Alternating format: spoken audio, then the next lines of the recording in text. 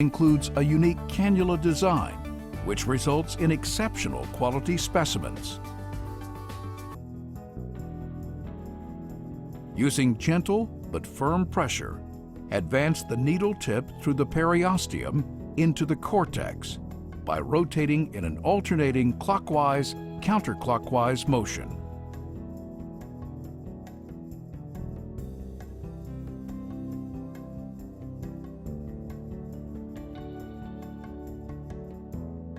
Remove the stylet from the needle cannula by rotating the upper section 90 degrees and pulling straight out.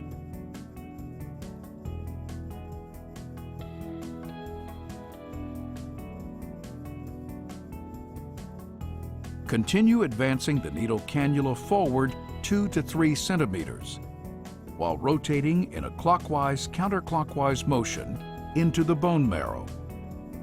Decreased resistance indicates entrance into the bone marrow cavity.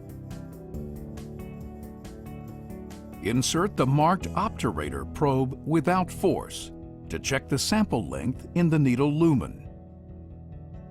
Sample length is indicated by referencing the position of the mark to the cannula hub. Remove the probe.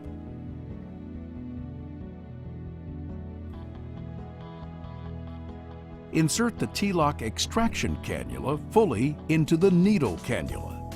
Do not rotate the T-Lok extraction cannula within the needle cannula. The T-Lok extraction cannula traps the bone marrow sample inside the needle cannula for positive extraction, eliminating the need for a painful deflection technique to separate the specimen.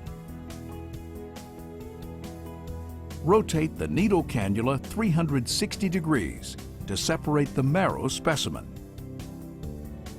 Remove the bone marrow biopsy needle and T-Lok extraction cannula together, slowly rotating in an alternating clockwise, counterclockwise motion.